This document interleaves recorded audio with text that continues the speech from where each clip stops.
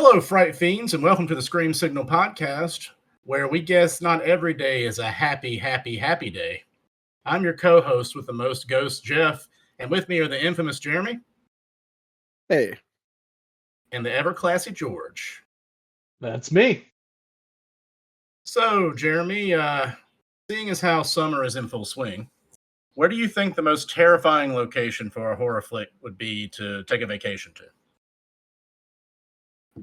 It's a good question. Yeah, I mean, if it was like an anywhere vacation, just in general, like I can go anywhere. I mean, I think like a trip to the ship from Event Horizon would be pretty fucking awful or something. Shit. You know what I mean? Yeah, you went like full bore, like off the cuff to a different crazy like of space in the future. Yeah, I feel like there's no coming back from it either. Like you're stuck there, and you might wind up in hell or something. Tortured for all eternity. That seems like a really bad one. But if we're talking about like Earth realistic destinations, I mean, I think the classic. You couldn't do much worse than Camp Crystal Lake. Yep, that's a good point. It seems like you don't get to do anything fun at Crystal Lake without getting murdered. Yeah, everything cool is punished.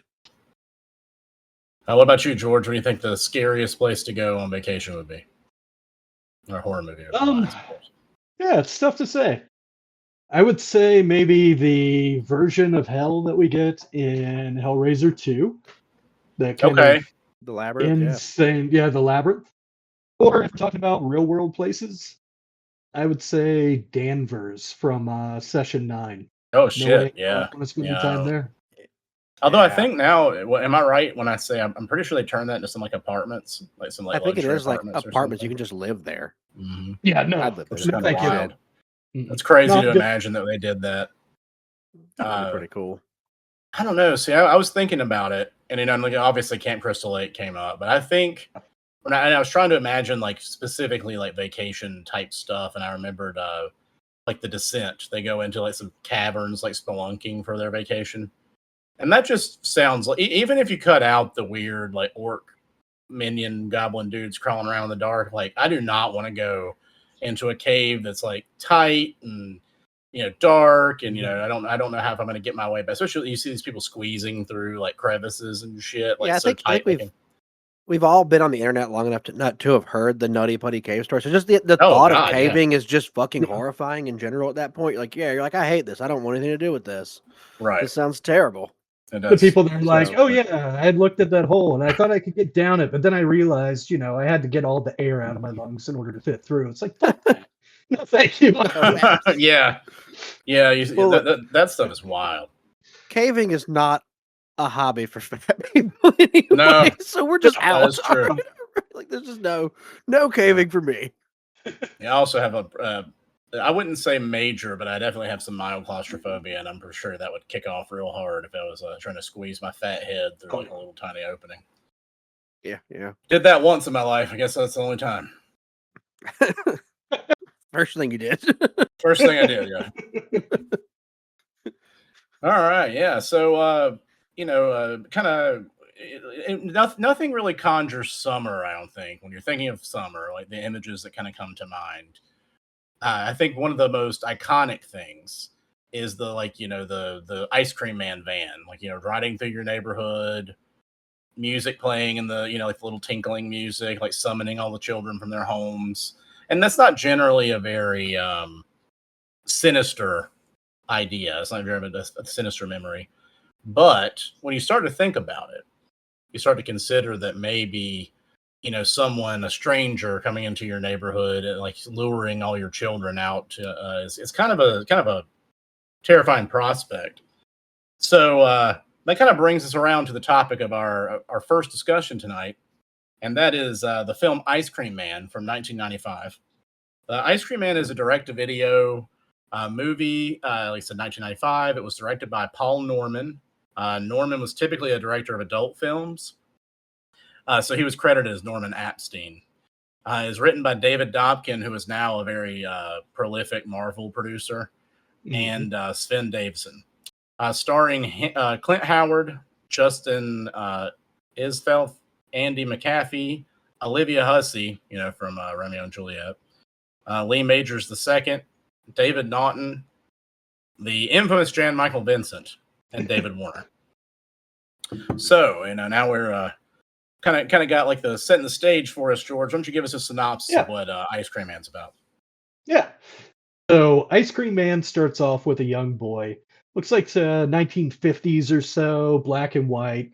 He goes out to the ice cream truck that's parked outside of his house, get an ice cream, and he witnesses the Ice Cream Man getting gunned down violently in the streets. Right. This breaks Gregory as a child, at which point he is sent off to a sanitarium, sent off to Wishing Well Sanitarium, where there are no bad days. There are only happy, happy, happy days. Only happy days. But then the movie catches up to him. Years later, he is out of the sanitarium. He is now the town's ice cream man, and all he wants to do is make kids happy.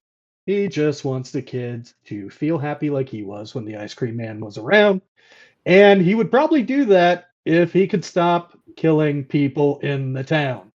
Yeah, he has some problems. He is a little bit psychotic, and just a wee bit, just a bit. And he has a penchant for killing the townsfolk and even kidnapping some children. You're not wrong. Yep. So the local townsfolk children keep telling their parents, "Hey, the ice cream man's evil." Nobody believes them, so they all join together to try to rescue one of their friends when he gets kidnapped. Their friend Small Paul. Which is one of the best about this movie is all the nicknames that all these kids have. It's hilarious. Yeah, I love the chubby kid who's like not actually a chubby kid that is put. I was watching this and I was like, did they run out of fat kids in Hollywood? What happened? Why is this kid? This is just a normal sized kid in like 3 sweaters, and they're like, "Ha, fatty!" Like making jokes at him constantly. Like there's a scene at the church where he's wearing like a button-down shirt, and you can tell they just put a pillow down his shirt to make him look larger than he is. It's hilarious. It was so ridiculous. It just kept taking me out of it. I was like, "What's going on? Why is it like this?" That was really funny. Well, that was a good summary of what we can expect. Why don't you tell us, Jeremy, what were your thoughts of Ice Cream Man? It's probably been a while since you'd seen it. So yeah, I mean, I hadn't seen this in years, and I had forgotten a lot of it. I'll say that, but like, as soon as it started up, I could immediately tell. I was like, "Oh man, this has to be by the director of Edward Penis Hands and Intercourse with the Vampire." Like, it's got to be that guy. I can see his signature all over it. Edward Penis Hands 1 and 2. Thank you. And 3. Yeah, he made 3 of those. 3 Edward Penis Hands. And the trilogy with the Vampire. Next episode, everybody, the Edward Penis Hands trilogy. I mean, he also made such classics as Sperm Bitches. Oh no! And it just turns into that bit from Clerks. Hungry Holes, like I mean, this a filmography that cannot. I mean, that's just a B version of the Holes movie by Disney, right? Exactly. That's it. Surprisingly, Shia LaBeouf in both of them.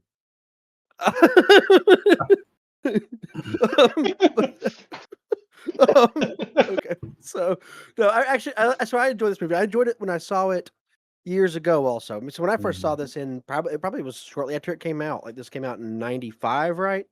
I probably saw it in 95, 96, honestly. So when I first saw this, I liked it, and I remember for years I made jokes about Small Paul. I think Jeff and I called each other Small Paul like back and forth at one point. We referenced the movie a lot because it was so ridiculous. Like everything about it is. There's a scene in the middle that when I was watching this time felt so disconnected from the rest of the movie that I was like, is this just from another movie when the cops go to like an insane asylum where the ice cream man was kept when they finally go, and it turns into like a scene out of Dr. Giggles almost. I was like, this is so weird and feels out of place, and then it doesn't really ever go anywhere beyond like, oh, there's this asylum is really creepy and weird, and like the inmates are really running it, and then they leave, and that's the end of that. Kind of. But overall, yeah, I like the movie a lot. I think it's a fantastic movie. It's so much fun. It is a movie that you have to turn your brain off for because nothing makes sense in it. Like the cops, like kids keep being like, "This ice cream man killed our buddy," and they're like, "Ho ho, kids, whatever." From start to finish, it's so ridiculous that it's just entertaining the whole time, and really like. It can't be stressed enough how much fun Clint Howard seems to be having in this role. Like he's absolutely just like amazing. Just So chewing I it love this up. movie. I like it a lot. The I Vinegar was, Syndrome Blu-ray I have is amazing oh too. wow, that's cool. It's Yeah, got same. it actually has on the disc an old episode of Monster Vision with Joe Bob where they did the movie. Oh, So it's got sweet. the whole episode on the disc, which is awesome. That's So, really cool. Yeah, that'd be a yeah, really cool artifact. very cool release. I remember because like you said, this was probably, I don't remember if we watched this together for the first time or this may have been one that I saw originally. I used to go to my grandmother's house like almost every other weekend, and we would hit up Blockbuster or whatever the local video store at the time was, and I'd rent just a ton of whatever I wanted because me and my grandma gave me free reign to do whatever I wanted. And I believe I saw it that way. I think I watched it on my own. And I cannot explain this. This is the weirdest thing. It's something that I became very self-aware later in life about this. But I, for some reason, growing up, especially thought until I was probably in my mid-20s that I was just this very serious horror guy, that I only liked like serious horror movies, which was really ridiculous because a lot of the movies that were my favorite were not serious. They were not. Like I love shit like Army of Darkness. I could not tell you why in my brain that I marked that off as serious, and something like this I would dismiss. But I do remember seeing this and not really connecting with it, thinking it was a little too like hokey and campy and cheesy. And this was also the time you do, like the direct to video stuff like we have now, or it's really not called direct to video, but like super indie stuff shot in somebody's backyard. You didn't have a lot of that you could get access to at a video store. So I just hadn't seen anything like that. So the worst, quote unquote, things I had seen were stuff like Ice Cream Man, like direct to video movies. And something about it, like I said, I thought it was really cheesy. I didn't connect with it. I kind of dismissed it for many years. I think when I was originally going through Letterboxd, I gave it a low rating. And then, rewatched it recently. And it clicked in a way for me this time. It's such a cool like style because, for a guy who does adult films, and for this to be a direct-to-video cheesy movie, it has this like surreal quality that almost feels it's like there are a lot of scenes that are very dreamlike and just like the logic in the movie is very like I said, especially that like scene in the middle with the weird like asylum. It feels so out of this world. It feels like a zombie film at that point. Yeah. Yeah. It does. It's and I think that's so cool. Like like just the neat vibes. And like the other thing is that you get the idea that everybody's in on the joke, right? Like everybody shooting this movie knows it's a silly movie. Yeah, for sure. And I think that once you've accepted that, it's such a fun movie. And like you said, man, Clint Howard, what a weird looking dude. And I appreciate the fact that instead of fighting that, he just embraced it and was just a weird guy his whole life. And this is like one of the best like weird roles he ever had. Yeah, I mean, I think it's like his most iconic scene has to be like the water boy with like "I'm not an attractive man," right? Like he himself, like he has like totally embraced that of like I'm the goofy brother of like one of the most prolific filmmakers on the planet. Mm-hmm. Yeah, I even told my wife that while we were revisiting it. I'm like, imagine your brother was extremely famous, like in the 70s, early 80s, whatever, happy days. And then goes on to be like a super well-respected director who has made blockbuster films. Yeah. And then you're his brother who looks like this. Yeah. Which does Carnosaur and Ice Cream Man and shit. Yeah, exactly. Cool movies is what I'm hearing.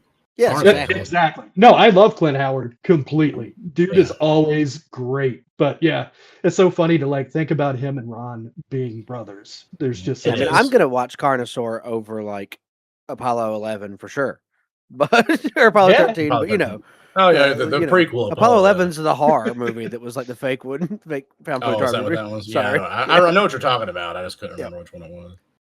But yeah, so like I really liked the weird kind of hazy style. There are so many cool like cameo like roles in this. I guess you can't really call them cameos because most of them show up more than once. But to see like Lee Majors II like popping up and Jan Michael Vincent and like because Jan Michael Vincent by this point was like notoriously just hard to work with. He'd kind of wrecked his career, but he would pop up in movies like this. Olivia Hussey, who again, I think many of us had formative moments seeing Romeo and Juliet when we were in high school, and then and she was in a lot of other like really cool stuff. So just seeing these famous people, David Warner, David Naughton, always great. And David Naughton has that great like ice cream cone death scene. Yeah, and it's having a blast. It's very silly. It's very, you don't take it seriously, but everybody sitting around is going to have a good time. And it also kind of has little like shades of It or other like like kids Kids trying in to the fight neighborhood. like an evil. Yeah. What about you, George? What's kind of what are your takeaways from it? Yeah, so I saw it probably around 96 or so. I feel like I Mhm. actually saw it around the same time as Uncle Sam. I probably rented them at Mhm. both at the same time. And they're Uh, very similar movies. They they're have very similar similar, looks. yeah. Yeah. But at the time, I remember not loving it because it was a Mhm. little bit too goofy, and I feel like at the time, teenage me was like, "Oh, this is a kids movie. It's not really Sure. very violent. I mean, it is, um, but it focuses a lot on the kids. It just feels like kind of like a kids movie." Hey, Mhm. I had a lot of fun with it on the revisit.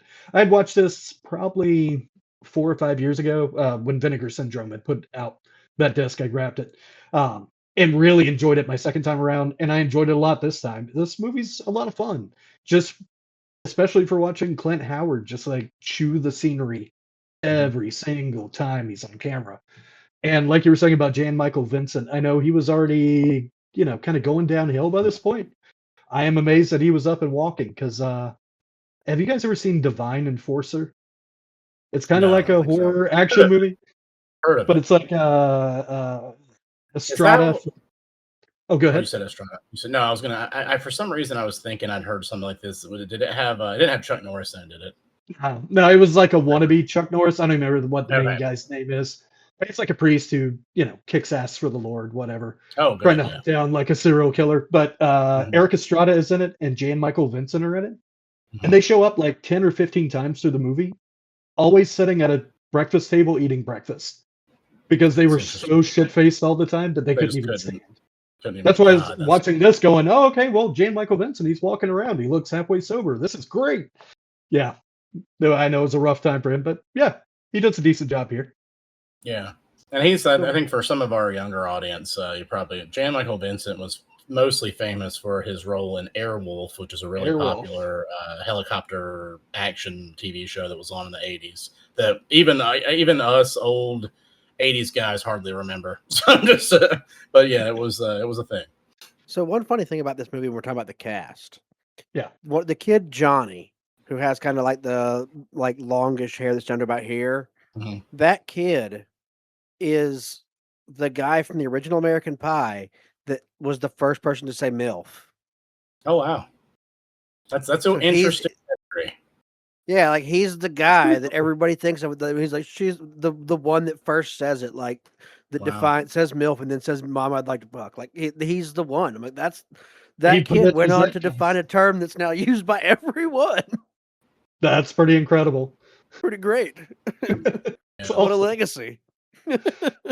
And speaking of the cast, I know you're already talking about Olivia Hussey. I love that they're Mhm. like trying to make her look like an old woman and make her Right. unattractive in the movie. It does not work. It's No. Olivia Hussey. Nah. No. And it just crossed my mind just how like what I think this movie had, and maybe it was intentional because of the kids and stuff, but the movie almost has this cartoonish like feel to it. And I think with the the weird like kind of dreamlike stuff and the over the top ice cream and all that, and maybe if it's all kind of filtered through the eyes of kids, it kind of That's it kind of comes across as like a Goosebumps or something, like like oh Yeah, the evil ice cream man. it does definitely come across like a Goosebumps, and it is all shot like really soft. Like all the shots Hmm. are really very soft. Like soft. they never have anything like super focused. Everything almost feels like it has like a haze filter over it, so it does come off like a very childlike and whimsical almost. So it's just an interesting movie all around, and like it was funny because when I was watching it, also like when they went up to these ice cream trucks, I guess, like, being a kid that did not grow up in an area that had ice cream trucks, because I just grew Hmm. up in, like, Out the in the rural middle of country, there nowhere. were no fucking Same. ice cream trucks for sure coming down my road. Hmm. I'll tell you that. They kept saying, like, hard pack, and I was like, "What the fuck does hard pack mean?" I've heard hard So, like, Oh scoop. Yeah. yeah. I had to Google that. I was like, "Oh, that's what you call that's what like, the opposite of soft serve is hard Yes, pack." hard pack. I Yeah, was and like, "Interesting. I'd never fucking heard that." I only knew that because I'm a fat kid, and I think that milkshakes made with like hard pack ice cream are far superior to milkshakes made with They soft are. serve ice cream. So like, I knew to go to a place, if you go to like I'm almost getting ready to say a local chain that nobody would know outside of here, but I don't know, Dairy Queen. Let's just say Dairy Queen. If you were going to go to Dairy Queen and get a milkshake, and you'd ask for like hard pack over the soft serve to make sure you're getting the good stuff. Interesting. So yeah, when I was watching, I was like, "What the fuck is hard pack?"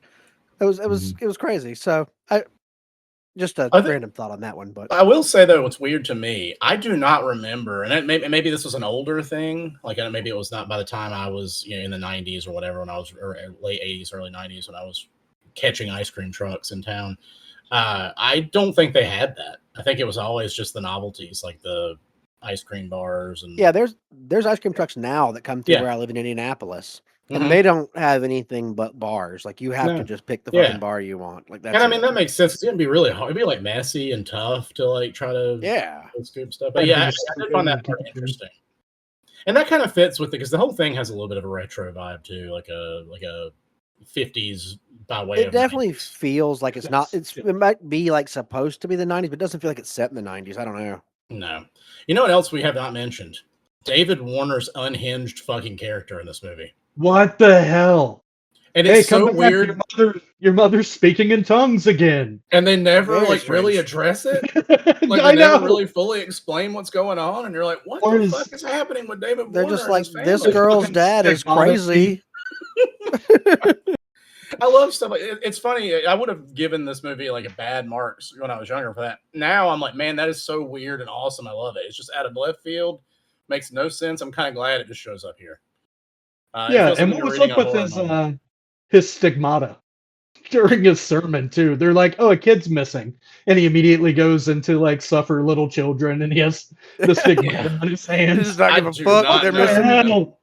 Yeah, you have to wonder if there was like maybe like a different draft where there was more going on with that, and they just never really brought it back around in the edit or something. But it was something. It was cool because David Warner, very little. I live to like bring this up because I think a lot of people didn't know this.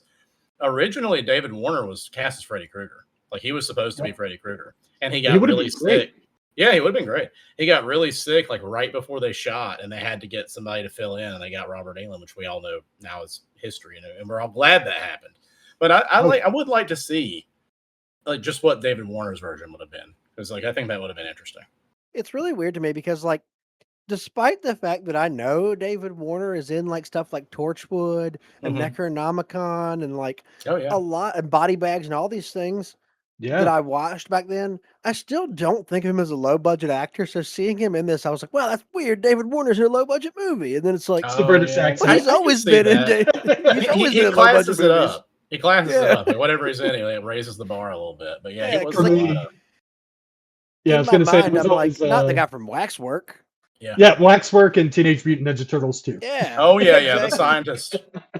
Yeah. Right, but I think of him in my mind when I first see him now. I don't think of those movies. I think of like, oh, it's the guy from like In the Mouth of Madness and like Twin Peaks and like highbrow stuff that I really like. I'm like, oh, he wouldn't. Why is he doing in this shitty low budget movie? But he's always been in that. Like he's been in just so much low budget BBC stuff too. Like he was tons working, of man. it. So I mean, yeah, he's paying those bills like the rest of us. I mean, So, but it's just funny because I guess like he's been in so much low budget stuff when I think about it, but in my mind it's just disconnected. I'm like, he's a sophisticated British man. Why is he in this? Fine Shakespearean actor. I'm like, he's not supposed to be in this Ameritrash. I mean, you're not wrong. The other thing before we move on, I think the thing I really love is this has one of those endings, which again, spoilers, guys. If you don't want spoilers, I don't think this is a big spoiler, but just in case you don't want spoilers, tune out for the next 3 or 4 minutes. But Ice Cream Man. I love the ending. I always loved endings that kind of suggested that somebody else has been like infected with the evil of a character, and they're going to take up the mantle, and like just the end with that's Small Paul, right? The end with Small Paul, like cranking the ice cream thing, and like we assume, I guess, is like a mental institution or something, and you're just like, man, that is awesome. I love that. Yeah, because like the kids ask like, "Where's Small Paul?" and the guy's like, "Therapy." And they say it like therapy is like a dark, terrible thing you don't want to go to. Therapy. Well, this was a different time. This was the 90s. You know, people didn't talk about that stuff as much. I do love I every mean, it's so small- good from start to finish. Every part of this is entertaining and so much fun It because is. of stuff like And that. speaking of Small Paul, I love that he just goes along with his kidnapping. Like he yeah, he becomes does. best friends with Gregory. And then at the end, his friends show up and they're like, "Oh, he's evil," and he's like, "Oh yeah, shit, you're right, he's evil. Let's fucking kill him." Yeah, I kind of got the impression he was just scared of the ice cream man, so he was kind of playing along to Like I would going be. along. Yeah. But they did sort of. I mean, obviously, the end they really suggest that he started to be into it. You know, Yep. whatever was in there. Is that, and I we mean, I never think brought that it's like up. that circle continues. Like the ice cream man saw an ice cream man gun down in front of him. Now Right. Small Paul And he- sees the ice cream man Exactly. Right that back he on. idolized, like murdered in front of him. So like it's fun. Generational trauma. It could be an A24. Yeah. Exactly. Yeah. This is Let's do the elevated A24 horror. version of this. I want to do the A24 version of this. It's so bad that would be amazing. This is the A24 version. It's already elevated. Yeah. Right. Okay. So yeah, that was Ice Cream Man. Highly recommended by all of us as a good summer horror flick for you guys to enjoy if you're looking for something that has like summery vibes. Especially it's got ice cream, so can't go wrong there. So ice. If you eat too much ice cream, you can feel it in the pit of your stomach, the deep down in the dark depths, the unknowable depths inside you, and that's a good segue for our second topic tonight. Then you need to go kayaking to lose that weight. Yeah. Yep. That's a good. So our next topic for the evening is going to be we're going to discuss a novel, which we haven't done in a little while, but we're going to discuss the novel, the 2026 novel Monumental by Adam Nevill. And so Adam Nevill is an English author, horror author who is responsible for writing the novel that the 2018 movie The Ritual was based on. And that's kind of what drew me to want to read this. So why don't we go ahead and Jeremy, why don't you give me a synopsis for Monumental so that people know what's going on here? All right. So, Monumental, this is it's a cosmic horror novel. And we start off this novel. I guess I should preface this. There's going to be spoilers here. You can't talk about this novel without spoilers because the action ramps up super quick and then shit gets going. So, if you don't want spoilers, jump ahead to pretty much the end of the podcast because it's probably going to be we're going to ride this out, I guess. So this is a story of our main character Marcus, who is an experienced kayaker, and he owns a local gym. He runs kayaking trips and stuff like that, and 5 other people that are on this kayaking trip with him. He's not running this when there's a competing guy, two guys who don't like him, who are jealous of him, that decide they're going to go and run a kayaking trip to this unkayaked before river. They're gonna be the first to lead a kayaking trip down this river through this valley that nobody's seen before, and it's going to be super exciting. So this river is on private land. Is one of the things they established very early on. It's owned by a local group of hippies, they keep saying, who they're not going to care. They're hippies. What are they going to do to us? And they proceed to go down this. And the interesting about this river, which I guess maybe not being from Britain, I'm not used to rivers like this. Maybe this is a common thing. I don't know, but the river only really is in existence almost, it seems like, for a few hours a day during high tide. When the tide goes out, the river is just a riverbed. So they're trying to line up their timing of this trip with when high tide exists so they can actually paddle this river. So they're going to paddle in during high tide, and they're going to camp inside of Worm Valley, which is what it's called. And then when the high tide comes back, they're going to paddle out. So this novel is about a 24-hour window that it takes place in. They get in to where they're paddling to, and they're going to start setting up camp at least. And then one of the members who wanders off screams, and they go up and they find her like stabbed all over her chest, and what they believe they're bite marks. Our main character Marcus brings her back down to the camp, and at this point they end up fighting escalates from here. Like the paranoia starts to kick in, the group starts like open hostilities. There's 2 guys, Nigel and what's his the bearded toadie's guy name? I can't remember Nigel's friend's name. Yeah, But there's Julian or something like Julian. that. Yep, Julian. Okay, that's So it. Nigel and Julian, who are like the two like guys that really don't like Marcus and hate him, and they're jealous of him.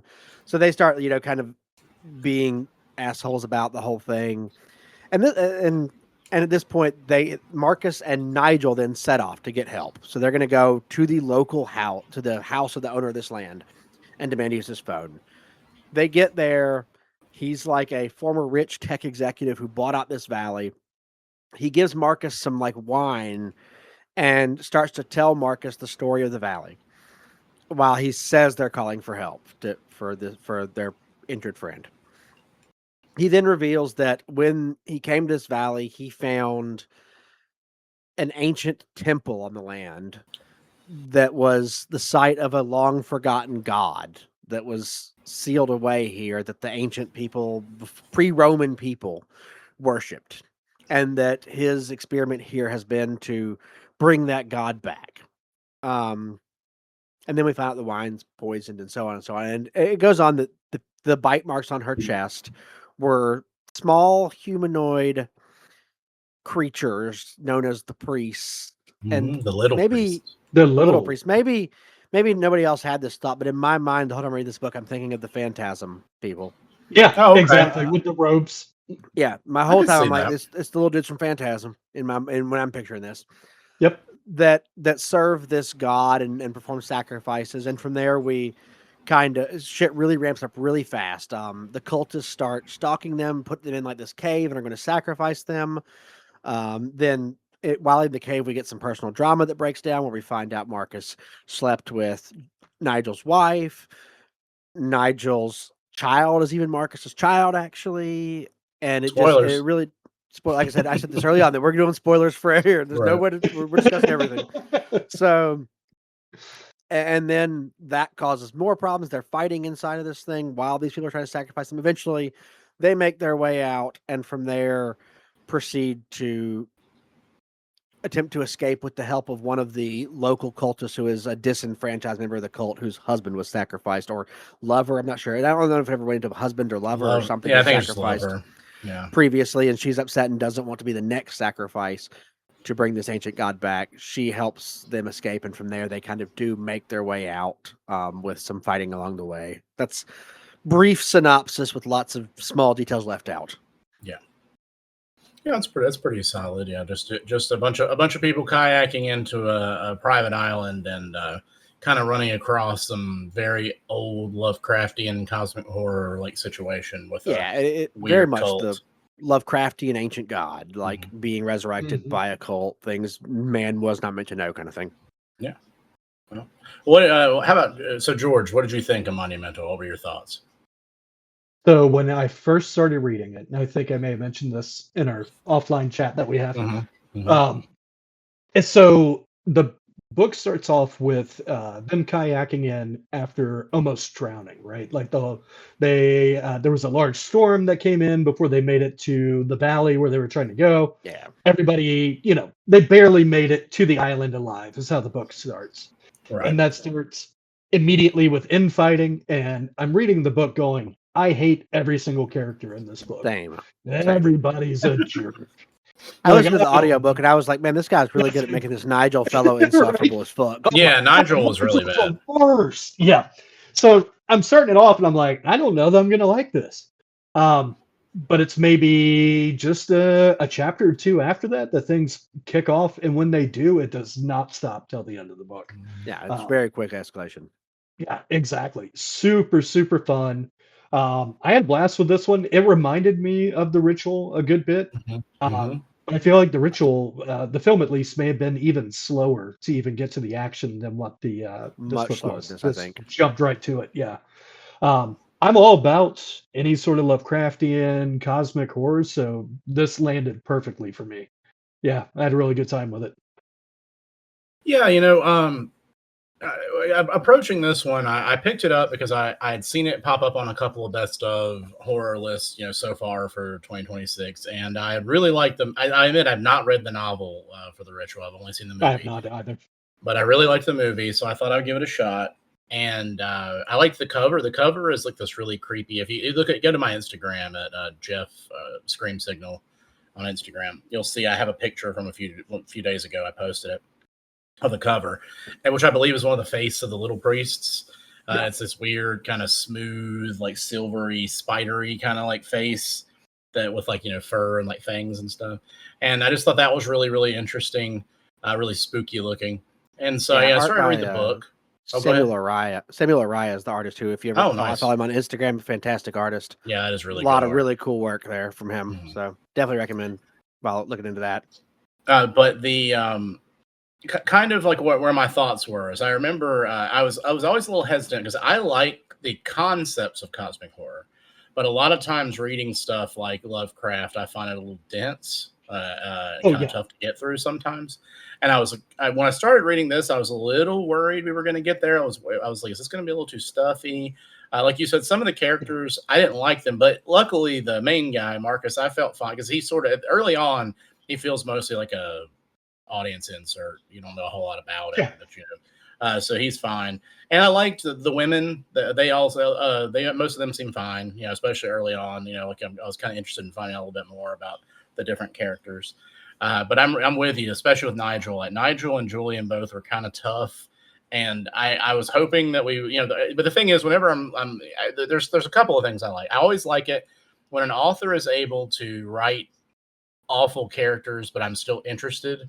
I think that's the hallmark of a good writer, and I was interested in it. It's like even Marcus, our main character, not a perfect dude, has things he's done that aren't great. But I do appreciate that. I don't feel like you're ever so turned off by him that you don't want to like follow the rest of the story. You're just like, yeah, okay, this guy's a person that has made some bad choices. Marcus is definitely a flawed protagonist. Yeah. Because he talks about like the fact that he has these problems with relationships and stuff. He can't actually maintain relationships because he is such like a. I don't want to say he's a womanizer because it doesn't seem like he's intentionally like doing that. He kind of is, but like his intentions are more like he just. He's got compulsions, but to like have relationships with people, and I guess that leaves people in poor positions because of his actions because he's not willing to commit to somebody after these things. So like, so he does bad things, but he doesn't come off as a bad person in the same way that when Nigel. I thought was genuinely seemed like a piece of shit often. Yeah, Nigel's one of those characters that was a coward up until the last minute and then decided in the absolute worst time ever to grow a pair and get crazy. So it was just like worst timing, worst dude. Yeah, and I love that everybody knows it about Marcus. There's even, is it Mary, the older lady? Yeah. She's there with the younger girl, and the younger girl has intentions for Marcus, and Mary is like, God, I hope she doesn't act on this. He bangs every woman. Like, it's pretty well known about Marcus. But no, I like Marcus as a character quite a bit. And I think the best part of the book is with Marcus, Nigel, and Sophia, the wife. Was that her name? Sophia? I think that's right. Where they have kind of laying everything out that's happened in their lives between the three of them. That's where the book really started to pick up for me. Yeah. I remember the exact moment as I was reading the book. I mean, because like I don't want to compare everybody to this, but I always think he's a master of this. Is that I think Stephen King does this maybe the best of any author I've ever read, where he just writes these very human, flawed characters that you're still on board. And as we're getting to know these characters, I'm like, well, I kind of like how he's doing that. And I really appreciate that. But what really drew me into the book, what really kept me reading is when they first paddle into the island and they're first starting to go upstream, they start to find these kind of like bone, like, wind chimes, like hanging through all these trees over the river. Yeah. And as soon as they introduce that element, I'm like, okay, I want to know what's going to happen here. Because what's so cool about when you read like the synopsis of this, you really just have no idea. Like what you know that's going to have some kind of cosmic horror connection. And that's about all you really know. Yeah. And so going into it, it was a surprise around every corner.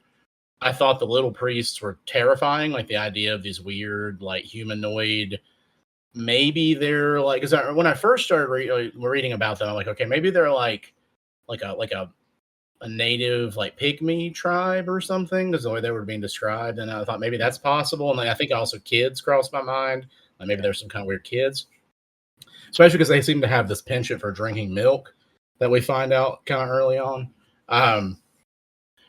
But eventually you find out, no, it's a lot more dark and fucked up than kind of any of that could ever dream of being. And I think those things were horrifying. The idea of these things like latching onto a person, like suckling like blood and that sort. And then they also seem to have some kind of hallucinogenic stuff in their mouth that like whatever the fangs that people get, and they kind of start to lose their shit. And there's some weird stuff in here that's implied about like women going in, young women when they take them coming in, and like said like they brought back the baby from one of them. So there's like some other weird implications about these creatures, like in the things they do to humans and the things they create. So it's very connected to that. It was very idea. That to me was very like Deep Ones coded. Like I was like, oh, this is a lot like the Deep Ones from Lovecraft. Like, so interesting stuff.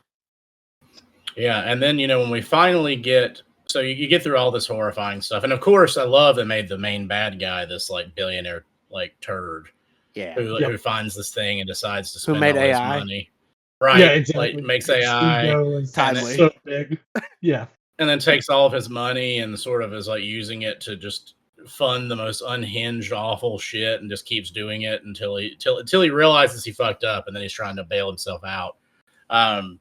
That's really cool, like really topical in a way, without being like ham-fisted. I it was thought very funny, like the scene when Marcus like is talking to the billionaire and like telling him like, I downloaded your AI app once and it was fucking garbage. It couldn't. I was like, oh, we know where Adam Nevill stands on AI. Right. I'm sure a lot of writers are very unhappy about AI right now. I mean, a lot of programmers too, like me, so I'm here for it. Like, so I really liked that element. And then of course, when we finally get to the main event, the thing that's like, underneath the temple, the thing that the little priests serve, and sort of the whole like wrap around to this really cool visual, like really something. I think what's cool is I bet everybody who reads the description of this creature thinks of it in a different way. And that's one of those perfect, cosmic horror moments where you're going to conjure the thing that's the most awful in your mind as to what this could be. This is really, really cool. I think it's very well written. I believe at the end he has, at least the version I read, there was a very like brief afterward where he talked about Adam Nevill, the writer, talked about how he was kind of practicing his screenwriting like abilities, and he had learned of like kind of things like the ticking clock, which he implements with the book with the rising and lowering of the tides, where they have to get out in a certain amount of time, and also the ritual, wanting to try to get through this before the ritual's over and the gates are open or whatever. So I think he does a good job of feeling like there's a sense of urgency. He does a good job with the characters and writing interesting things. I do think it's very cool. Like there's stuff in real life. If I were in the middle of like some horrific ordeal like this and some dude wanted to get beef with me about, banging his wife or whatever, it would be stupid and ridiculous. In a novel, it works perfectly. It introduces another layer of, conflict that would, just kind of makes everything a little bit more interesting. So I think this is really, really good. It's not a long read. I think most people could get through it pretty quickly. It clips along really well, and I think it ends in a very cool place. And one of the things I thought was especially neat was it seems like Adam Nevill sort of writes all of his novels in the same universe. He mentions a couple of things, I believe, hearken to the ritual and the reddening in this novel, which I thought was kind of neat. So I definitely want to go check out the reddening, which is one he did a couple of years ago. I haven't read. What about you, George? Are we talking to George or Jeremy? You haven't got your thoughts. What did you think, Jeremy? I really liked it. So I'm a huge Lovecraft fan anyway. Well, perhaps I should rephrase that. I like Lovecraft. I'm a huge August Derleth fan. Because most of the Lovecraft stuff that people associate with Lovecraft is more Derleth, and I like Derleth's work better. So, this definitely falls really well into that kind of same genre as Derleth. That like it's a good mix of both pulp adventure and cosmic horror. Because you don't have a totally helpless protagonist who's just going to sit there and babble and go crazy. Like, you have a protagonist that does act like a lot of Derleth protagonists versus a lot of Lovecraft protagonists. Mm-hmm. And I like that better. So you get fun action scenes mixed with the cosmic horror that you would expect from a Lovecraft. And in general, I thought that really made this work for me. You have characters that you fucking hate, which is good because if I feel something for a character, it means your book has engaged me. That's fair. I hated Nigel. Like even when I found out that his wife had cheated on him, his son wasn't his, I was like, well, I kind of see why she would. He fucking sucks. So that's that's a good sign. Like I said, that I think the author has engaged me because I don't like characters. The fact that I feel anything for them is something. Yeah. So I think Adam Nevill I think he did a great job here. This is my first book I've read by him. I will be reading more.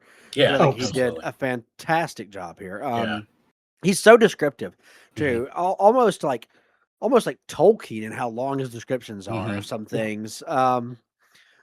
The one thing that struck me about the book was I was like, there were scenes towards the end when he's describing their escape and they're like they're trying to escape in their kayaks out of this like river, and he's describing like things they're doing, and I'm like, what the fuck is a splash like something? Like he's like naming the he's kayak naming stuff. yeah, he's like, and then I grabbed on the spray deck, and I'm like, hold on, let me Google what the fuck a spray deck is, because I don't know what the fuck we're talking about here. I just, whenever that came up, I'm like, oh, that's kayak stuff. It's a piece of a kayak. That's cool. That's I was like, let me figure out what the fuck's going on. What's going on with all this kayak stuff. Now I know the kayak deep lore. Yeah, I'm like, and this is why I don't kayak, because I don't want to get killed by horrible creatures, not because I'm fat and out of shape. Right. We're just doing the prudent thing. We're just doing the prudent thing. My lack of kayaking is a safety measure. But yeah, I loved the book. I thought it was great. I'll be reading more of Adam Nevill in the future. I think you guys have done a great job of summing up like the actual points of it. But yeah, I really enjoyed it. I thought the ending did have that typical Lovecraft, like no one gets out consequence free thing. Right. That's such a good trope in cosmic horror, because a lot of horror movies, when you see characters experience these terrible things, you got like Scream, where this woman's seen like everybody she ever loved murdered like 7 times over, and she's just fine mostly. And it's like that's not real. People don't see this kind of horrible shit and just go about their lives normal. Like, it shit breaks you. So I've always appreciated that cosmic horror. The characters in them, they do break, and they are fucked up afterwards. So this continues that tradition of horror that I relate to and that I like, and yeah, be looking forward to whatever he does next. Same here. Good. Yeah, definitely. So yeah, everybody, make sure you check out Monumental by Adam Nevill. I believe right now you can buy a hard copy on Amazon, but you can also I think it's exclusively a Kindle. Yeah, because he self-publishes everything, so everything's done. I think everything Adam Nevill does is through the Kindle self-publishing program. I think at this point, yeah, and then he does like limited print runs. Because I think he started doing that in like 2017 or 2018. It was with whenever the Reddening came out. I think that he had started, like, that was when he started doing his own self-publish. I think he just wanted more control over the process, and I can respect that for sure. Oh yeah, yeah, I can see that. So kind of connecting to Monumental, we thought that we would do a throwback, or throwback, not really throwback. We do some recommendations that were related to cosmic horror, like anything we want to throw out related to cosmic horror. And I'll kick us off with my recommendations. The first thing I wanted to recommend was Nice House by the Lake. This is a graphic novel by James Tinian IV and Alvaro Martinez Buena, released in 2021. The plot of this graphic novel is an enigmatic man invites 10 of his friends to stay in an opulent lake house for a week, but much to their horror, they discover that the outside world ends while they're there. It is revealed they will be kept here and studied, but cared for by some unknowable beings. This one was really, really cool. I remember when it came out, I didn't really know what to think of it, and I read a couple of issues, and I was immediately hooked because the idea is just so weird and different. That these people would show up, like a buddy you hadn't seen in a while, has like made some money, invites you to come stay at a nice lake house, and you're like, oh yeah, that sounds great. And you get there, and you're kind of dealing with the drama of this friend group you haven't seen in years, and then the world ends outside, and you can't leave, and they're kind of trapped here with these people in this like weird, horrific situation that just keeps getting progressively more and more messed up. That's like what these beings are, what they're doing, like what they're going to do to you. Eventually it's revealed that the people can't die. Like anything that happens to them, they'll just regenerate. And Yeah, it gets pretty out there. So I think James Tynion 4 is like he's one of the best comic book writers out there these days. Especially if you're looking for horror stuff, he's like a really great voice in horror, and he does a lot of I think he does a lot of DC and Marvel comics too. But Yeah. This is kind of where I think he's best is the horror stuff. Yeah, I love Something is Killing the Children that he did. Yeah, That shit that's is another really great. good Like one. such a good book by him, and I think he's recently done Exquisite Corpses, which is also pretty interesting. So, and he's written some Sandman stuff for DC. Just a fantastic horror author. Really, truly is like currently probably one of like eminent horror authors. Like Yeah. I think he did the Dracula series for recently. Yes. The Universal Yes. Monsters Dracula He did. show. Mhm. Really, really good stuff. If you're into horror comics, can't recommend his stuff enough. I love Something is Killing the Children, especially. I'll check him out. I've never read anything by him. Yeah, I think you'll dig it. I think you would for sure. And you'd probably like Jeremy mentioned, you really like Someone's Killing the Children too. That's another really cool one. Very good. So, and then moving on from the world of comic books over to the world of movies, I wanted to recommend a 2012 movie called Resolution.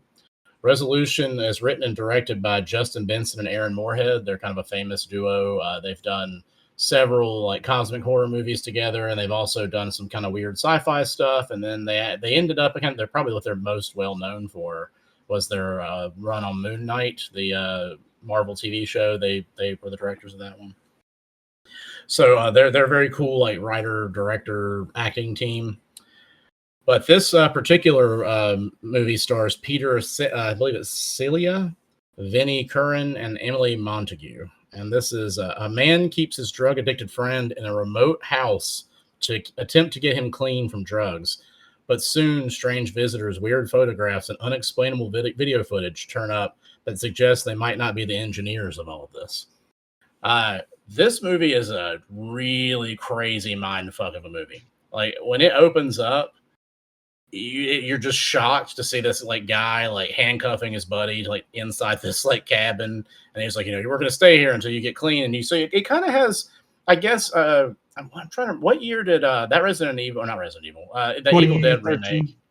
Was it 2013? Yeah, because the Evil Dead remake has a similar premise. We're going to go out to this cabin and get this guy clean. But this one takes it to a much higher and like more wild level of like, you're handcuffed to this fucking pipe in this house until you get off the meth. And so that's got an explosive opening. You're already kind of like, okay, I'm kind of on board for this. But then there's the weird things that start happening, where like what's things seem to be happening that don't follow the events that they recall. People start showing up out of nowhere, and again, this is out in the middle of nowhere. People shouldn't be just like showing up. So like people start showing up, these weird videos of like things they don't remember. It's so cool, and where it inevitably goes, you will not see that coming. You will not see it coming from the beginning. You'll keep thinking it's something else, and where it ends up going is just so out there and cool and interesting and cosmic, horror level. This is I think this is their first big movie, right? Yeah, it was. Yeah. And I remember when this hit, I was like, I've got to see everything these guys do, and I have, and I think they keep getting better. It seems like every movie they make is just a little bit cooler than the one before. So yeah, this is the one I recommend. But really, the Endless, Spring, any of their like early cosmic horror stuff would fit just as well in this category. Really, really great. Spring has the guy that we were just talking about from Touch Me. Lou Fucci. Yeah, Lou Taylor Pucci is in that one, and that's another really, really, really cool, like kind of like a love story by way of Shadow over Innsmouth. Yep. Pretty cool though. I was going to say, if you do watch Resolution, follow it up with Endless, because the Endless ties in so well to Resolution. When that came out, I was like, holy shit, this is fantastic. Yeah. Yeah, this is one I actually didn't see until a few years after it came out, and when I did, I was pretty blown away by it and surprised that I missed it, because I feel like it doesn't get talked about very much. It doesn't seem like it ever really hit the mainstream like it should have, which is surprising. It's probably just because I think it was like a direct to streaming kind of thing. I don't. Probably just a lot of people didn't have a way to put their fingers on it, or and that's one of the big reasons why we do this podcast. We really there's like things we want people to see. that sometimes, unless you're just digging around specifically in the areas looking for it, you're just not going to find out about them. Yeah. And we want to shine a light on that. And then Pretty I'm shocking one in this more. one when the Capulets showed up though. It was because it was a Montague. Yeah, Montague. Yeah, Montague. So I see what you're doing there. That was a good It one. was very shocking. Yeah. Sword. I'll do one more and then I'm gonna turn it over to George. But my last recommendation, I thought since we're talking, we've invoked the name of Lovecraft several times, and we're talking about cosmic horror. I could not, in good conscience, do a list without something Lovecraft related recommended here. And this one I'm going to recommend, I believe, is one I'm guarantee is criminally underseen, and that is Whisper in the Darkness, 2011. This was a direct-to-video or streaming, however you want to look at it, adaptation of the story from Lovecraft, and this one is done by the H.P. Lovecraft Society. They had previously done a really cool silent film version of Call of Cthulhu that feels kind of like a in the impressionist style of Cabinet of Dr. Caligari or something, but it's the Call of Cthulhu story. But this one is actually done as a kind of 50s film noir, black and white detective kind of story. And it really hits that whole vibe. So this thing, it was directed by Sean Branney and written by Sean Branney and Andrew Lehman. And the plot is a folklorist investigates legends of strange creatures in the hills of Vermont and gets a horrifying glimpse at the true story behind the whispers. If you've ever read the stories of Lovecraft, Thing on the Doorstep and stuff, where this is going probably, the creatures and things it's going to deal with. And it does a really cool job of showing all that. The Great Race of Yith and the taking people's minds and supplanting them with alien consciousness and everything, and sending people's brains off into space. Some really, really crazy, wild stuff, and to see it kind of handled from a 50s film noir detective-y kind of style is a lot of fun. These guys, when they make movies, they really know what they're doing. I hope they make some more. I don't think they have in a long time, but I think it'd be really cool to see. So yeah, if you're looking to get some Lovecraft in your life, you could go wrong with checking that one out. So George, why don't you give us your recommendations? Yeah, you just mentioned the Thing on the Doorstep. I should have made one of my recommendations Suitable Flesh. Oh yeah, good one. That's not one of them for today. All right, first one is going to be Possession from 1981. This one is a European film. It was directed by, I'm gonna butcher the name as I always do with any foreign names, Andrzej Zalowski, starring Sam Neill, Isabel and Johnny. Sam Neill plays a spy. It seems like he's in West Germany, but he comes back from a mission to find that his wife doesn't want anything to do with him, wants to leave him, and he starts to assume that she is having an affair behind his back in the time that he's been gone. She won't talk to him about it. She refuses. They get into fights over it.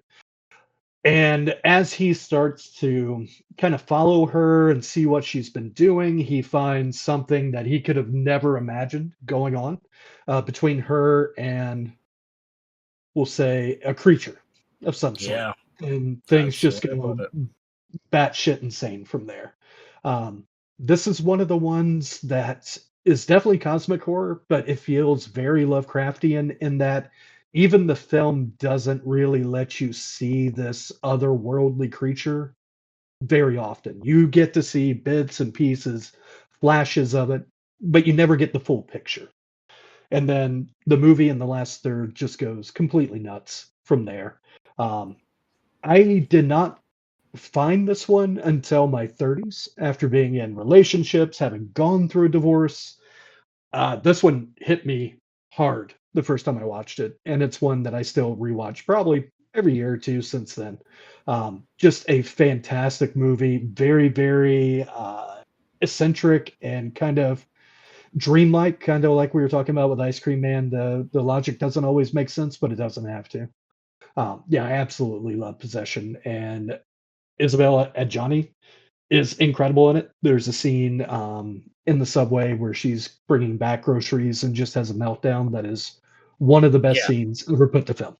Yeah, so. I was going to say, if you're looking for a textbook like all-timer meltdown. I don't think you get any better than her It, scene in this movie.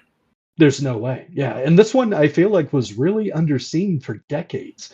It seems like it's only been the last couple of decades that it's started to get the recognition that it really Mhm. deserves. So it's an all-timer in my opinion. Um, Going more onto the Lovecraft side, yeah, I'm going to recommend 1991's The Resurrected, which was directed by Dan O'Bannon. He wrote Aliens. He directed Return to Living Dead. Dan O'Bannon was the man. This one stars Chris Sarandon, and it's about a PI who is hired by a wealthy woman for the PI to find her husband, Charles Dexter Ward. Mhm. He has disappeared into his family's generational ramshackle mansion out in the middle of nowhere. She doesn't know where he is or what's happened to him. The PI starts to track him down, investigates the mansion, and things go very Lovecraft very quickly. This one is based on the strange case of Charles Dexter Ward by H.P. Lovecraft. And this has, in my opinion, some of the best looking Lovecraft character or beings. How about that? Yeah. Okay. Yeah. There's a scene underground that's in the dark. You have the PI who only has, like a flame for a light source. And you're getting glimpses once again of these otherworldly creatures that are underneath this mansion as the PI starts to figure out what Dexter Ward's end goal is. But yeah, that one is very, very, very good. Once again, I feel like it's starting to get more recognition, but I feel like it was overlooked for a long time for whatever reason. Yeah, I And don't then, think I yeah, don't think I saw. What was interesting is I remember being on this big kick where I was gathering up all the Lovecraft stuff I could find in movie yeah, form, like Necronomicon and uh, what's the one with Julie Strain, the oh, Unnameable, the Unnameable. unnameable, yeah. Like just all these movies, and then they were coming. Could find them. Anything Stuart Gordon touched, and like for some reason, The Resurrected was one that I just could never find It until was I hard think to it was the find. Netflix disc days, and I finally grabbed it, and I was like, man, how could I miss this movie with Dan O'Bannon and Chris Sarandon? It's just crazy, but That's very how I cool. originally saw it. It was on a Netflix DVD through the mail, and I feel like the cut of that or the version was like I think it was a VHS rip they had done It directly to could DVD, could not a have laser been, yeah. disc rip. But yeah, there's newer versions, Blu-rays, and I think there may be a 4K now too, if I'm not I mistaken. believe But there is a 4K. Yeah, yeah, I think I have the Blu-ray may have been an Australian import, and then I think the 4K was domestic. So, but those both look great. Definitely recommended. And nice. then the last one that I'm going to recommend, it's going to be a twofer on this one, and it's not a movie for once. I'm going to recommend Forgive Me, Father 1 and 2. These are PC games. They're first-person shooter with some RPG elements to them. The first game you play as either a priest or a reporter in this very Lovecraft inspired world where you are fighting against these nightmare cosmic creatures. And during the game, you have to try to keep your sanity, as any character in a H.P. Lovecraft novel would. The second book, or I'm sorry, the second game rather, takes place right after the first game. There's a big twist at the end of the first game. Second game has you waking up as the priest in a insane asylum and having to fight through this ever-changing asylum that changes based on your accomplishments on the various missions that you're going through. Oh, that's cool. Um, they're really fun games. They're almost like cell shaded in style.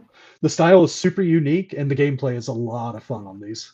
It kind of like Yeah, the these go on some of sale pretty the regularly. I say some of the that like things changing based on like reminds me of Undying, like Clive Barker's Oh Undying. yeah, Clyde Barker's Undying, great Yep. game too. Yeah, That was actually one I considered recommending for this. That'd it be a would have good been a one. good fit.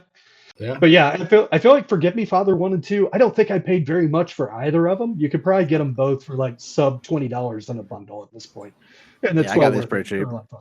Yeah, yeah, Nice. they're fun. I'll have to check them out. I haven't seen these. All right, Jeremy, what you got for us? All right, so I actually have no movies this week. Oh wow, So starting out, that's I want to illegal, talk I about. think. Yeah, it might actually be.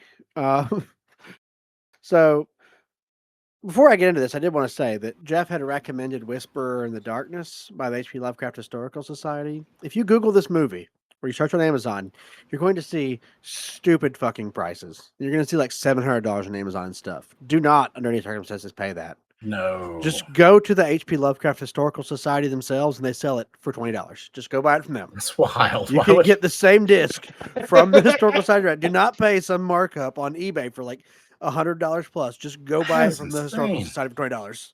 I Guys, guess it's just just to because be clear. people don't know where to grab it, so they don't know to go there. Yeah, I think that's. I think people just don't realize you can still buy brand new copies of this directly from the Historical Society. That's- I think I Don't just fucking- figured out how to get rich. Yeah, Yeah. do not We're fucking buy it from We're gonna go Amazon. buy like 100 copies of this movie and then Yeah. sell them for like That reminds me, actually.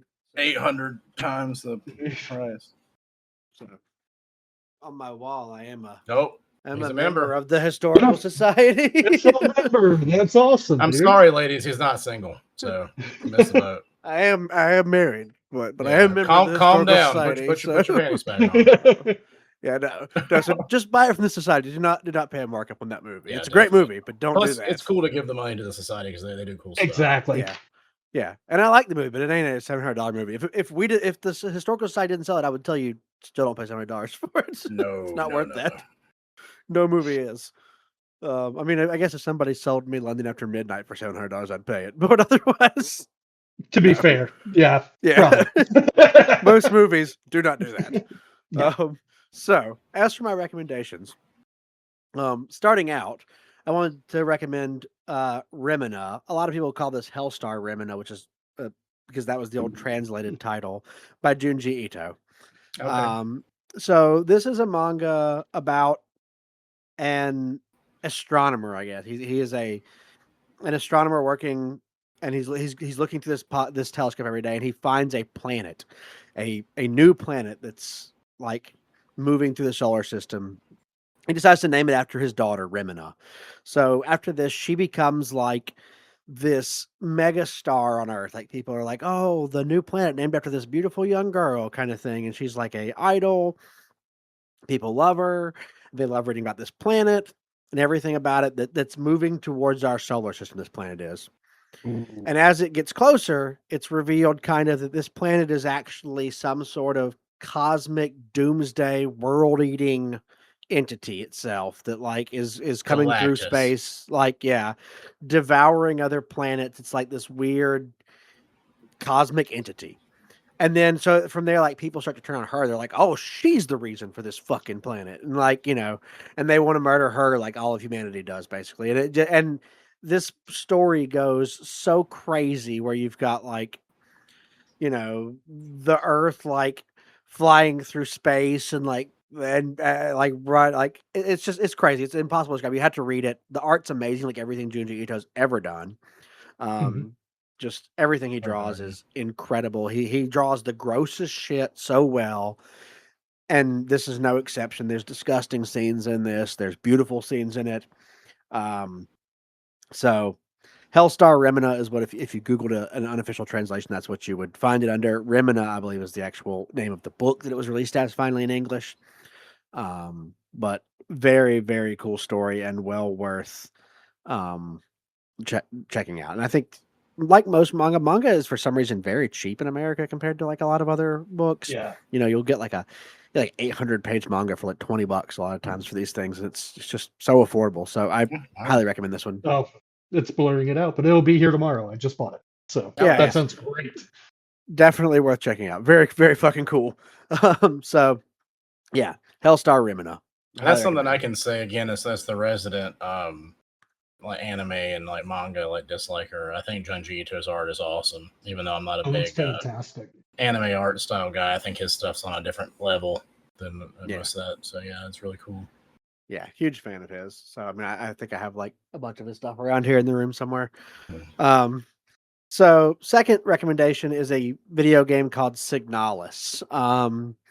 This is a game that it's a survival horror game, very inspired by early PS1 Silent Hill and Resident Evil games with a 90s anime aesthetic. It's the story of a replica, a cyborg or like android woman made from remnants of human memories who wakes up alone on her crashed spaceship with only a picture of a person that she knows she has to rescue.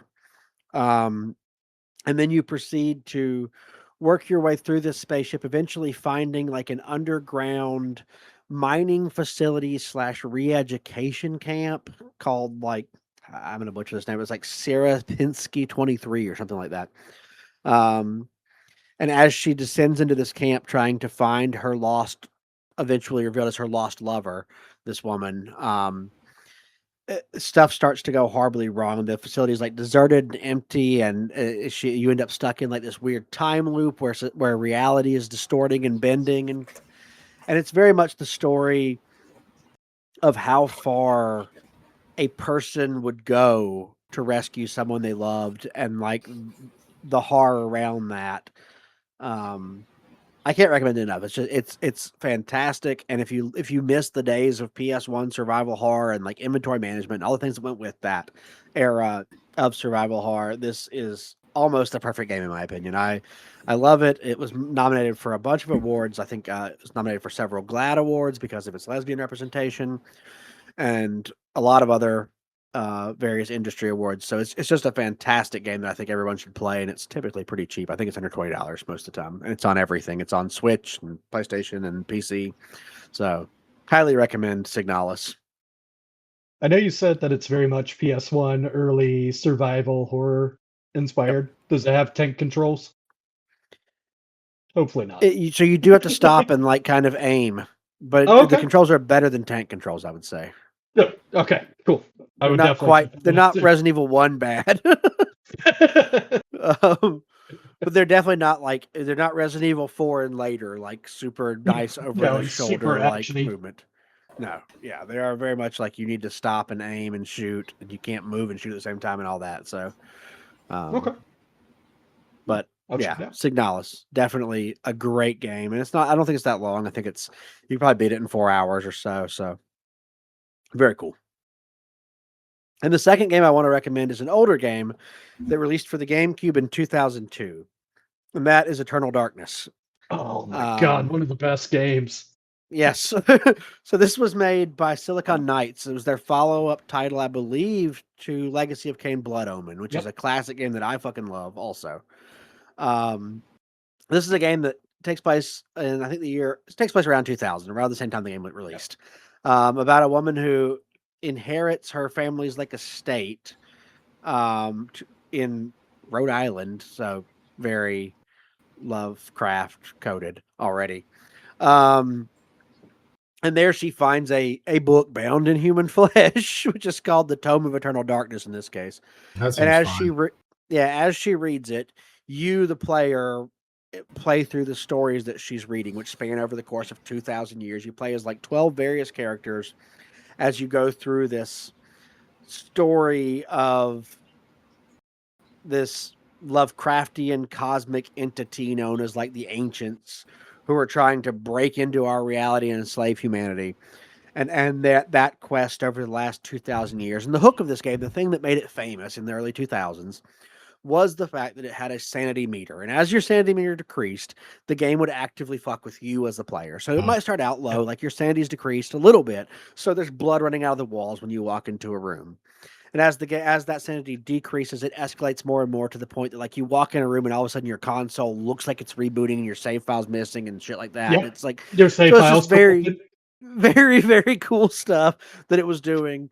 And it's just so much fun to play. And there's nothing that's been like it since that I can think of. I don't think nobody else has tackled this concept in the same way. And it doesn't seem like anybody's even interested in tackling this concept in the same way. Nintendo, who published this, actually, surprisingly, doesn't seem interested in revisiting this, unfortunately. So yeah, it's a little intense for like I guess a lot of the stuff that they do. But I was having a memory, and I don't know if this is something I dreamed up. I'm pretty sure that I watched like you play this like when we were kids, and I seem to remember a scene where your sanity meter, like your insanity or whatever, was full, and you started walking down this hallway, and like all these like zombie type things like burst out, and they were just kind of like overwhelming you, and you couldn't like defeat them, and then as they were like closing in and killing you, you snap back, and you're just at the beginning of the hallway again. Yeah, and I was like, whoa, that was fucking awesome. Yeah, it I does all still kinds of remember cool that. stuff. That you can walk in a room and all of a sudden, like your character's head will like fall off and shit, and then you're Yep. like, "Oh my god!" And then it'll just all of a sudden pop back to. It's like crazy as shit like that constantly throughout the game. It's just so cool. I truly think this game is one of a kind and so worth visiting if you've never played it.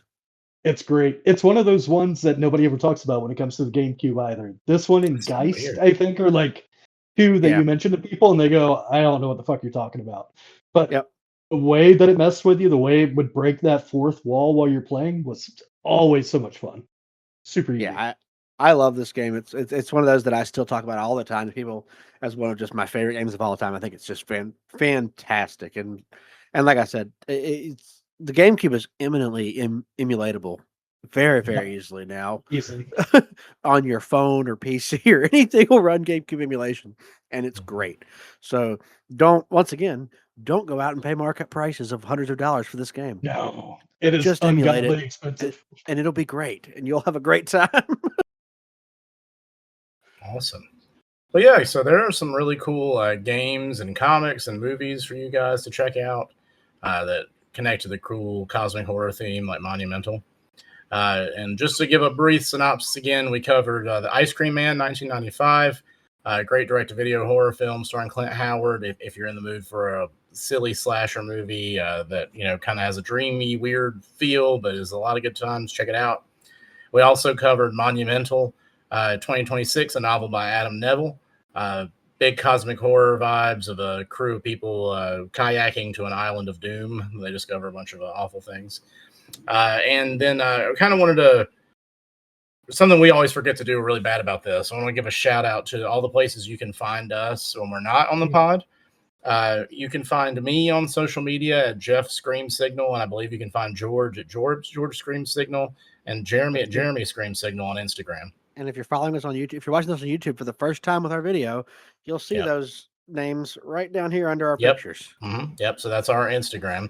Our Facebook is just Scream Signal Network, and you can find me on Letterboxd under Jeff Scream Sig. That's as close as I could get to Jeff Scream Signal. So if you're looking for see what we're watching and that sort of thing, I'm on there. And Jeremy and George, you guys are on there too, right? Would give out Yeah, I my think letterbox, but I'm so bad at updating it that it would be almost useless. Keep trying to get you guys to do it. You got to get on top of that. I just don't know how y'all keep track of everything without that. It's like the easiest thing. Luck And out. what's our I write it YouTube in my head. video? What's our YouTube thing? Is it just Scream Signal? It's just if you just search Scream Signal as one word, it'll pop right up. My letterbox, if you want to search it, I'll try to do better. Is Shark versus Zombie. Nice. Yeah, I think mine is Mr. _Vindictive on Letterboxd. That's usually Awesome. my old gaming handle, so Cool. pretty sure Cool. that's probably it. Yeah, so you can find us on there. And I'm going to keep trying to talk these jokers into using Letterboxd some more. So hopefully you guys will be able to see that kind of thing. And then also, whatever platform you're listening to us on, if it's Spotify, if it's Apple, iHeartRadio, wherever it is, if you would give us a 5-star rating and a review, that'll help people get out there and see us, and if you want to get on our social media and like and comment on our stuff, on YouTube, on Instagram, on Facebook, anywhere, because we're really, and share this with everybody you can, because we really want to get more eyes in here. We want to get the more community that we have, the more people are watching this, the better chance we have at growing this to do a lot more, for you guys, like better videos, better podcasts, more, more variety. We might go into specialized shows and like Patreon exclusive shows. So there's a lot of things we want to work on, but we just got to get the word out. So you got to get more interaction and more people's eyes, and we need your help for that. So Yeah, you send guys us can help recommendations that. for episodes. We'll talk about them. We're Definitely. always looking, Yeah. but we don't plan very far in advance. So if there's No. something you really just a movie you're like, they gotta talk about this fucking movie. Yeah, and we'd be happy to. Put it down. In there. fact, We'll we're watch going to it. work on so we had a fan suggest possession movies as a topic, or exorcism movies. I can't, one of those two, and we're gonna do that for sure. So we're definitely gonna do an episode just as a shout out to our fan, and again, we need ideas. As we watch a lot of movies, we watch a lot of horror stuff, but sometimes we don't know exactly what we should cover in the big pantheon. So it helps when you guys recommend stuff. And the other thing I wanted to do is I wanted to shout out for our next episode. We have something very special coming up. It'll be our first guest on the Screen Signal podcast, and that is the great Josh Spiegel, of the Movie Timelines YouTube channel. Josh is a really, really cool guy. I've been watching his videos for a long time. I know George has been watching his videos for a long time. He's a lot like us, a nerdy guy who likes movies and is just obsessed with it like we are and wants to talk about it. What we're going to specifically do is Josh has a segment of his channel where he does a bit called Do Your Worst, where he has members of his Patreon suggest the worst movie they can possibly think of, a horror movie they can possibly think of for him to watch. And then he'll watch them and rank them.